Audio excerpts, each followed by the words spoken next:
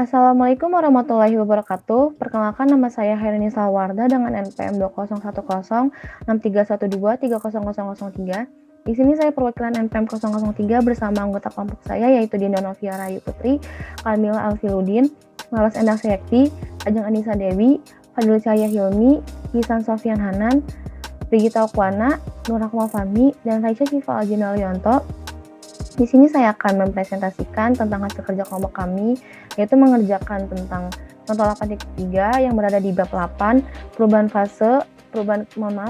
keadaan, aturan fase, di buku Kimia Fisika Jilid 1 edisi keempat oleh Atkins.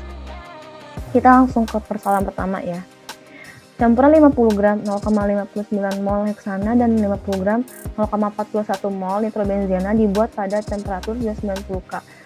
Berapa komposisi fase-fase itu dan dengan perbandingan berapa fase-fase itu terjadi sampai temperatur berapa sampel harus dipanaskan agar memperoleh fase tunggal. Nah, jadi di sini udah ada diagramnya ya.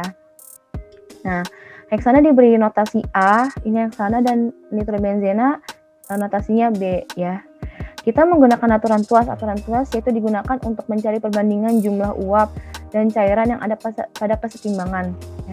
Di sini mol nitrobenzena 0,41 mol dan temperatur 90 K terjadi pada daerah dua fase dari diagram fase. Garis hubung mendatar nih memotong batas-batas fase pada XB 0,37 dan 0,83. Jadi di sini ini tuh merupakan XB ini tuh komposisi kedua fase ya. Ini komposisi kedua fase. Ya. Terus angka-angka tersebut merupakan komposisi kedua fase. Perbandingan jumlah setiap fase sama dengan perbandingan jarak ini dan ini untuk garis hubung 290K. Jadi kita sekarang tinggal mencari perbandingannya ya. Dan juga mencari temperaturnya. Nah, sekarang kita mencari perbandingannya dulu nih menggunakan rumus ini. Jumlah fase dengan komposisi A1 dibagi dengan jumlah fase dengan komposisi A2. Nah, di sini ini 0,83 dari yang XB tadi, terus dikurangi dengan mol nitrobenzena, dibagi dengan mol nitrobenzena, dikurangi dengan XB yang tadi juga. Menghasilkan 0,42 dibagi dengan 0,04, lalu menjadikan hasilnya itu 10,5 dibanding 1 ya. Lalu untuk temperaturnya ada sekitar 10,5 kali lebih banyak fase kayakan nitrobenzena daripada fase kayakan heksana. Memanaskan sampel pada temperatur 292 K membawanya ke fase tunggal. Jadi ini kita memanaskan sampai sini 292 K itu sudah membawanya ke fase tunggal. Ya, kita lanjut ke latihan. Ulangi soal tersebut untuk 50 gram heksana dan 100 gram nitrobenzena pada temperatur 273 K. Nah, jadi ini sudah ada diagramnya ya. Diagram fasenya. Karena di sini soal belum diketahui mol nitrobenzenanya, maka kita mencari mol nitrobenzenanya yaitu dengan cara massa dibagi dengan mR nitrobenzena. Massa nitrobenzena maksud saya ya. Ini 100 gram dibagi dengan 123 gram per mol. Jadi gram dicoret tinggal menghasilkan mol 0,81 mol. Ya. Kita menggunakan aturan tuas seperti tadi ya. Untuk mol nitrobenzena kan tadi sudah dicari ya 0,81 dan temperatur dari soal itu 273 K. Terjadi pada daerah dua fase dari diagram fase.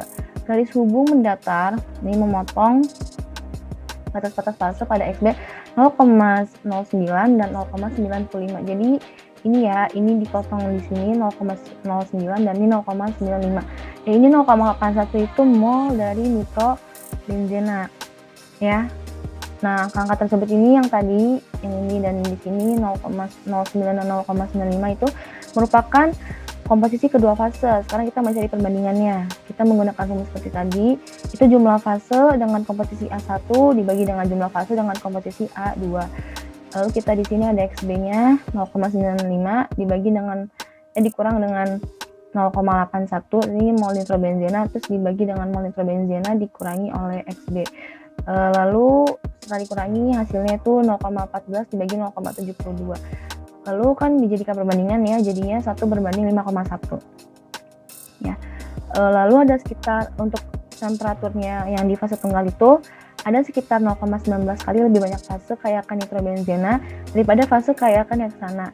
Pemanasan sampel sampai temperatur 290 K membawanya ke fase tunggal. Jadi di sini ya, ini tuh sudah membawanya ke fase tunggal. Jadi dipanaskannya sampai sini jika misalkan ini di fase tunggal. Nah, ya sudah sampai situ saja pembahasan dari kelompok kami. Untuk kurang lebihnya mohon dimaafkan. Wabillahi taufiq wal hidayah. Wassalamualaikum warahmatullahi wabarakatuh.